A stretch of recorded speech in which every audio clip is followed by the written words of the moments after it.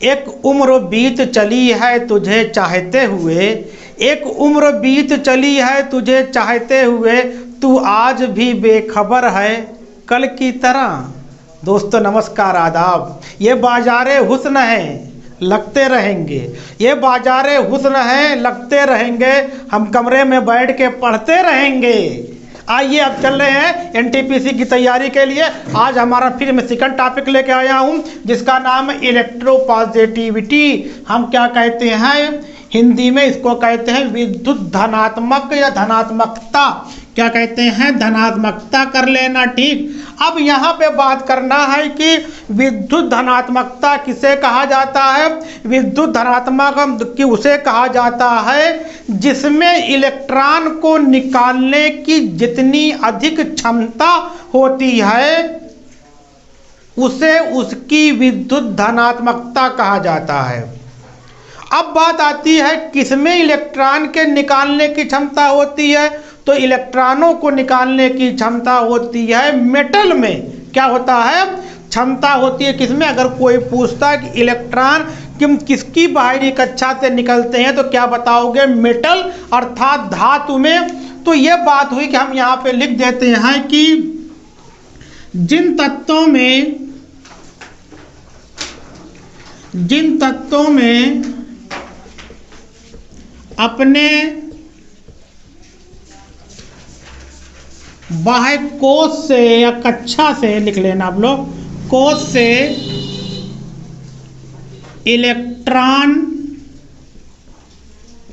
इलेक्ट्रॉनों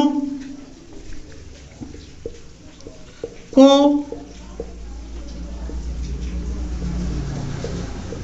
निकालने की क्षमता होती है उसे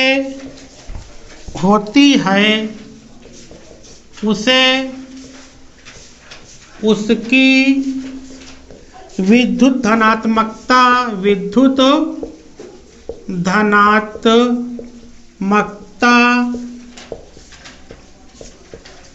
कहा जाता है, ठीक। अब बात आती है कि विद्युत धनात्मकता किसमें मिलता है? धातु में, अधातु में कि उपधातु में? ये कुछ मैं आपको लास्ट में क्वेश्चन बताऊंगा कि विद्युत क्या होता है कि विद्युत धनात्मकता किसमें मिलती है? धातु में। धातु का मतलब मेटल में। मेटल में क्या होता है? मेटल में आपकी क्या होती है कि इलेक्ट्रॉन की निकालने की क्षमता होती है। जैसे अगर हम बात करें कि लिथियम, सोडियम, पोटेशियम, रूबिडियम के बाद आपका क्या है कि सीजियम और फ्रांसियम। हमने क्या किया है कि 4 को लाल बनाया है, 2 को ब्लैक। क्या इसका कुछ रीजन होगा? तो अगर ये क्या होता है, ये हमारी आवर्त सारणी है। आवर्त सारणी का पहला फर्स्ट, ये आपका फर्स्ट ए ग्रुप है।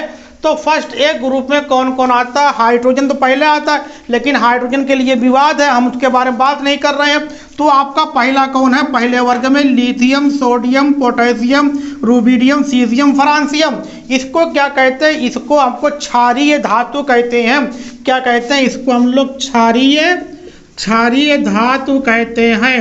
तो क्षारीय धातु में क्या होता है कि इलेक्ट्रॉनों को निकालने की क्षमता होती है। अब क्या होगा, जैसे जैसे हम लोग वर्ग में ऊपर से नीचे जाते हैं कि तो क्या होता है कि तत्वों के परमाणुओं में इलेक्ट्रॉनों के निकालने की क्षमता बढ़ती है, और जिसमें जितना ज़्यादा इलेक्ट्रॉन निकालने की क्षमता होती है उसे उसकी क्या कहते हैं? इलेक्ट्रोपॉजिटिव कैरेक्टर कहा जाता है, या हम लोग क्या कहते हैं? विद्युत धनात्मकता कहते हैं। अगर अब क्वेश्चन मैं बना रहा हूँ, आपका क्वेश्चन जो आ रहा मैं वहाँ पे चल रहा हूँ। अगर क्वेश्चन आता है कि आवर्त सारणी में कौन से तत्व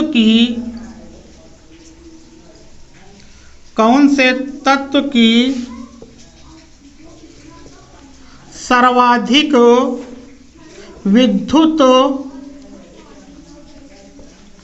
धनात्मकता होती है। जैसे वहाँ पे क्या था, ऋणात्मकता थी तो फ्लोरीन था, तो इसमें क्या इसी का उल्टा होता है, किसकी होती है, सीजियम की। क्या होती है, सीजियम की सर्वाधिक विद्युत धनात्मकता होती है। और सबसे कम किसकी होती है, सबसे कम किसकी होती है, फ्लोरीन की। तो ये आपके लिए बहुत इम्पॉर्टेंट है, ये फ्लोरीन है। तो अब आपका यहाँ से क्वेश्चन जैसे भी आएगा, इलेक्ट्रोनेगेटिविटी पूछता है तो आपकी पहले यहाँ पे देखो, अगर पूछता है कि आवर्त सारणी में कौन से तत्व की सर्वाधिक विद्युत धनात्मक है, तो क्या बताओगे, तो कि इसमें सीजियम की है, सबसे कम किसकी है, फ्लोरीन की है। कहने का मतलब इलेक्ट्रोनेगेटिविटी जो हम लोग पढ़े थे, विद्युत ऋणात्मकता का उल्टा होता है। तो ये आप देखें, यहाँ से क्वेश्चन आपको हर वक्त ये याद करना है, ये आपको कहीं ना कहीं जरूर क्वेश्चन मिल जाता है। तो आज ये मैं टॉपिक को ख़त्म करना, उससे पहले आपसे मैं विनती करता हूँ कि अभी तक सब्सक्राइब नहीं किया, सब्सक्राइब कर लो, बेल आइकन को प्रेस कर दो और लाइक का बटन, और हमारी टेस्ट सीरीज ज्वाइन करिए। नीचे नंबर चल रहा है, आप इस पर कॉल करके तमाम तरह की जानकारी एनटीपीसी ग्रुप डी के लिए प्राप्त कर सकते हैं। अब स्क्रीनशॉट लीजिए, फिर बात कर रहे हैं।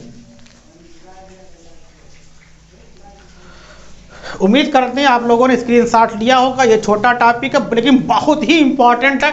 ये इतना इम्पॉर्टेंट है कि हम इसको 99% बता सकते हैं। दो में से आज ये इलेक्ट्रोनेगेटिविटी और इलेक्ट्रोपॉजिटिविटी, यहाँ से क्वेश्चन जरूर आएगा। इसको पढ़ के जाना है, यही इतना पढ़ के जाना है, आपका क्वेश्चन हल होगा। इसी के साथ मैं अपने शब्दों, अपनी वाणी को विराम देता हूँ। ओके, थैंक्स, धन्यवाद।